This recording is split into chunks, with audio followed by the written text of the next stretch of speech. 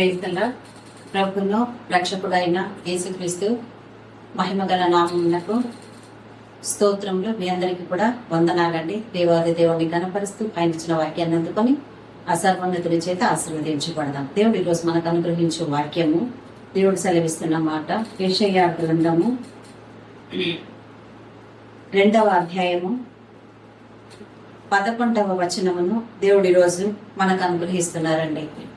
యెషయా గ్రంథము 2వ అధ్యాయము 11వ వచనమును దేవుడు మనకు అనుగ్రహిస్తున్నారు. ఆ వాక్యము, నరుల అహంకార దృష్టి తగ్గింపబడును, మనుషుల గర్వము అణగద్రొక్కబడును, ఆ దినమున యెహోవా మాత్రమే ఘనత వహించును అని దేవుడు ఈరోజు వాక్యం ఇస్తున్నారండి. ఈ వాక్యము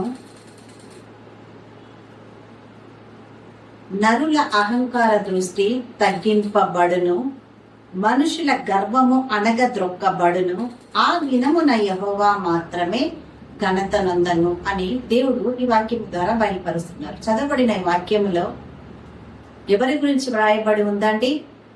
దేవుని మార్గములో లేని వారి గురించి, దేవుని మీద సంపూర్ణముగా ఆధారపడని వారిని గూర్చి, దేవుని యందు విశ్వాసత లేని వారిని గూర్చి, దేవునికి దూరముగా జీవిస్తున్న వారిని గూర్చి, దేవుడంటే నచ్చని వారిని గూర్చి, ఒక్క మాటలో చెప్పాలంటే లోకానుసారముగా జీవిస్తూ ఉన్న వారిని బట్టి దేవుడు మాట్లాడుతున్నాడు. ఎందుకంటే ఆయన చెప్పింది అహంకారులను, గర్విష్ఠులను గురించి మాత్రమే ఈ వాక్యంలో మాట్లాడుతున్నాడు. ఆయన అంటున్నాడు, నరుల అహంకార దృష్టి తగ్గించబడును. దేవుడు సెలవిస్తున్నాడు. ప్రియ సహోదరి సహోదరుడా, ఈరోజు దేవుడు చెప్తున్న మాట ఏమై ఉందంటే, నరుల అహంకార దృష్టి తగ్గించబడును. నరులంటే మానవులమండి. మానవులకి ఇటువంటి బుద్ధులు, ఇట్లాంటివన్నీ ఆలోచనలన్నీ ఉంటాయి కదా. అహంకారమైన, గర్వమైన అన్నిటినీ కలిగి ఉంటాము. మనల్ని మించిన వాళ్ళు లేరు అని. అటువంటి మనందరి గురించి దేవుడు మాట్లాడుతూ నరుల అహంకార దృష్టి తగ్గింపబడును అని అంటున్నాడు. అంటే దేవునికి నచ్చని ఏ కార్యమైనా, దేవునికి హేయకరమైన అంటే అసహ్యమైన కార్యం ఏదైనా కూడా దేవుడు దానిని ఉంచడండి. దేవుడు అదే సెలవిస్తూ నరుల అహంకార దృష్టిని తగ్గించును అని అంటున్నాడు. రెండవదిగా, మనుషుల గర్వము అణగద్రొక్కబడును. దేవుడు ఈరోజు మాట్లాడుతున్నాడు. దేనిని బట్టి ఎగిరెగిరి పడుతున్నారు, దేనిని బట్టి ఆకాశంలో ఎగురుతున్నారో, ఇంకా దేనిని బట్టి మనుషులైన వాళ్లే కనిపించట్లేదు మాకు అని అనుకుంటున్నారో, దేవుడు అంటున్నాడు అణగద్రొక్కే టైం ఒకటి వస్తుంది. నేనే అణగద్రొక్కుతా. మనుషులు కాదు, నరులు కాదు, పరిస్థితులు కాదు, అణగద్రొక్కుతా, నేనే అణగద్రొక్కుతానని మాట్లాడుతూ ఆయన అంటున్నాడు, నరుల అహంకార దృష్టి తగ్గింపబడును, మనుషుల గర్వము అణగద్రొక్కబడును, ఆ దినమున యెహోవా మాత్రమే ఘనత వహించును. దేవుడు మాట్లాడుతున్నాడు. ప్రియ సహోదరి సహోదరుడా, ఈరోజు ఎంతమంది అంగలారుస్తూ దేవుడి సన్నిధిలో మొరపెడుతూ ప్రార్థన చేస్తూ నీవు ఆశించిన ఆశీర్వాదాన్ని అందుకోలేని స్థితిలో ఉన్నావేమో, దుఃఖంలో నడుస్తున్నావేమో, భారభరితమైనటువంటి హృదయంతో నింపబడి అలజడితో నింపబడి ఉన్నావేమో, నీకు కావలసినటువంటి ఆశీర్వాదమైన, సమాధానమైన, దీవెనైనా, ఓదార్పైనా నువ్వు పొందుకోలేని స్థితిలో ఉన్నావేమో. ఎందుకంటే నువ్వు ఏమి చేసినా నీకు ఆటంకమే కలుగుతుంది.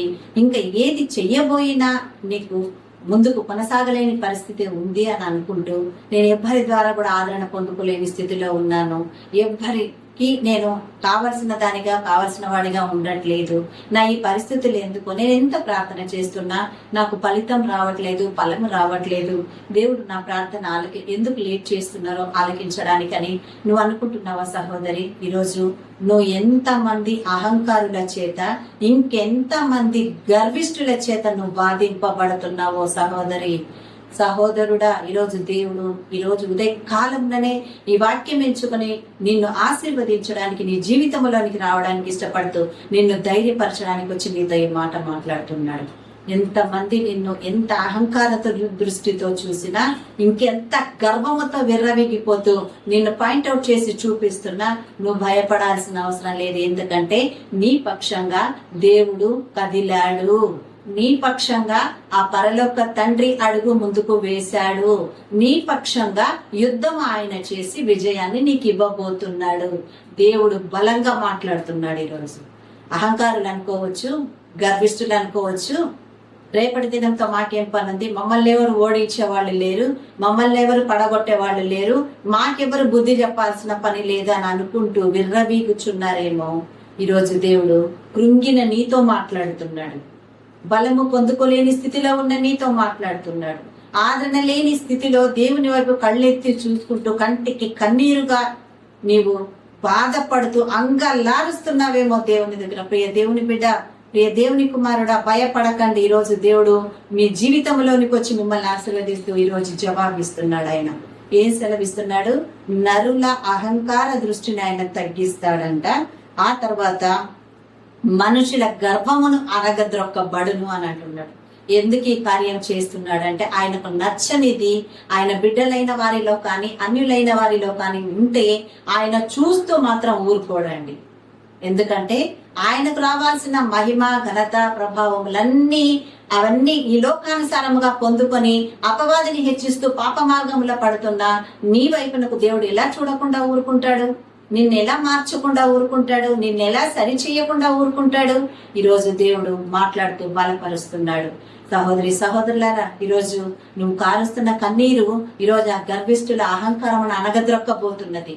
ఈరోజు దేవుడి దగ్గరను అంగలారుస్తూ చేస్తున్నటువంటి ప్రార్థన ఆ దేవుణ్ణి నీ కొరకు నీ పక్షముగా కదలజేయబోతున్నది. కాబట్టి భయపడకు. ఎందుకంటే ఆ దినమున యెహోవా మాత్రమే ఘనత వహించును. ఏ దినమున నువ్వు ఈరోజు ఏడుస్తూ ఉన్నావే, దుఃఖముతో కృంగిపోతున్నావే, ప్రలాపిస్తూ ఆయన ముందు అంగలార్చుచున్నావే, ఆ దేవదేవుడు ఈ రోజు నీ దగ్గరకు వచ్చి జవాబిస్తూ, ఆ దినమున నిన్ను విడిపించిన దినమున, నీకు విడుదలనిచ్చిన దినమున, నిన్ను లేవనెత్తుకున్న దినమున, నీ పరిస్థితులన్నిటినీ మార్చిన దినమున దేవాది దేవుడు ఏమై ఉన్నాడంటండి? ఆ దినమున యెహోవా మాత్రమే ఘనత నొందును. నీ ద్వారా దేవుడు ఘనత నొందడానికి కదిలాడు. కాబట్టి భయపడకు, భయపడకు. దేవుని వాక్యం జీవ గ్రంథములో ఉందండి. ఇది మనుషుల్ని ముఖాముఖిగా దర్శించుకొని ఏదో 4 మాటలు చెప్పినట్టు లోకానుసారమైన మాటలైతే ఇది కానే కాదు. దేవుడు సెలవిస్తూ చెప్తున్నటువంటి మాట ఏమై ఉంది? ఆ నరుల అహంకార దృష్టిని తగ్గించబడును, మనుషుల గర్వము అనగద్రొక్కబడును. మనుషుల అహంకారము అనగద్రొక్కబడును. లోకంలో, ఈ సృష్టిలో అహంకారంతో ఉండేది ఎవరండి? ఒక్క మానవులు మాత్రమే. మిగతా ఏ జంతుజాలానికి, ఏ జీవరాశికి కూడా అహంకారం లేదండి. ఒక్క మనిషికి మాత్రమే. మరి దేనినండి? అశాశ్వతమైన వాటిని పట్టుకొని అహంకారం ఎందుకండి? ఏ టాలెంట్ ఉందని అహంకారము, లేక ఇంకే పరిస్థితి ఉందని అహంకారము? నిన్ను నిలబెట్టి నీలోని బలహీనతలు చెప్తే రోజులు సరిపోవు. దేవుడికి ఎందులో పర్ఫెక్ట్ కాదు. శారీరకంగా కానీ, మానసికంగా కానీ, ఆత్మీయ పరంగా కానీ, నమ్మక పరంగా కానీ, విశ్వాస పరంగా ఎందులోనూ పర్ఫెక్ట్ కాదు. మరి దేనిని బట్టి అహంకారము? ఈరోజు ఏం కలిగి ఉన్నదని అహంకారము? ఎందుకు గర్వము? దేవుడు మాట్లాడుతున్నాడు. అందుకే ఆయన అంటున్నాడు, నరుల అహంకార దృష్టి తగ్గించబడును, మనుషుల గర్వము అణగద్రొక్కబడును. ఆ తర్వాత ఆ దినమున యెహోవా మాత్రమే ఘనత నొందును అని మాట్లాడుతున్నాడు. సహోదరులారా, దేవుడు ఈరోజు మిమ్మల్ని ఆశీర్వదిస్తున్నాడు. దేవుడు మిమ్మల్ని బలపరుస్తున్నాడు. ఈరోజు ఏ అహంకారుల చేత మీరు బాధించబడుతున్నారో, ఇంకా ఏ గర్విష్ఠుల చేత కృంగదీయబడుతున్నారో, మీకు దేవుడు కదిలి వచ్చి ఆశీర్వాదం ఇచ్చి వారి నుంచి వారిని మొత్తి గద్దించి వారిని కూలగొట్టిన సమయంలో మీరు పొందుకునే బలమును బట్టి మీ దేవాది దేవుడికి ఘనత కలుగుతుందని దేవుడు సెలవిస్తున్నాడు. అదే ఆ దినముగా, ఆశీర్వాద దినముగా మీకు ప్రకటిస్తున్నాడు. కాబట్టి భయపడకండి, ఎవ్వరు కూడా కృంగిపోకండి. ఆ సర్వోన్నతిని ఘనపరుస్తూ ఆయన చేయబోయే కార్యం కొరకు ఎదురు చూస్తూ అంతవరకు నమ్మకముగా, విశ్వాసముగా ఆయన పాద సన్నిధిలో ప్రార్థన చేస్తూ ఆయన ఇచ్చు దీవెన కొరకు ఎదురు చూద్దాం. ఇటు కృప ఈ వాక్యము ద్వారా దేవుడు మనకు అనుగ్రహించి మహిమ పొందును గాక. ఆమేన్, ఆమేన్, ఆమేన్. హల్లెలూయా. తలలు వంచినట్లయితే ప్రార్థన చేసుకుందాం. హల్లెలూయా, హల్లెలూయా, హల్లెలూయా. స్తోత్రం, స్తోత్రం, స్తోత్రం, స్తోత్రం.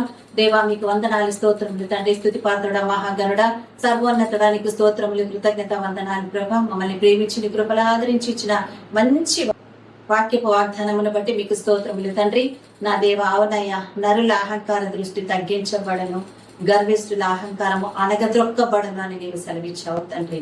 నైనా నీకు స్తోత్రం, స్తోత్రము దేవ. ఆ దినమున యెహోవా ఘనత ముందును అని సెలవిచ్చావు. ఎంత మంచి మాట ప్రభా, నీకు స్తోత్రం, స్తోత్రం. అవునయ్యా, ఒకప్పుడు నా స్థితిలో నుంచే నీ దగ్గరికి వచ్చి రక్షించబడి వాటిని మురికి గుడ్డలాగా విడిచిపెట్టి తిరిగి ఆ మురికి గుడ్డలనే రుణాన్ని తగిలించుకొని తిరుగుతున్న భ్రష్టులను గురించి మాట్లాడలేదు, కానీ ఆ అహంకారుల చేతుల్లో, ఆ నరుల చేతుల్లో, ఆ గర్వంతో ఉన్న వారి చేతుల్లో నలిగిపోతున్న వారిని బట్టి నువ్వు కదిలి వచ్చి కార్యము చేసి అద్భుతాన్ని చేయబోతున్నాను. ఆ దినమని నీకు ఘనత కలుగుతుందని సెలవిచ్చిన మాటను బట్టి నీకు స్తోత్రం చెల్లిస్తున్నాను నా తండ్రి.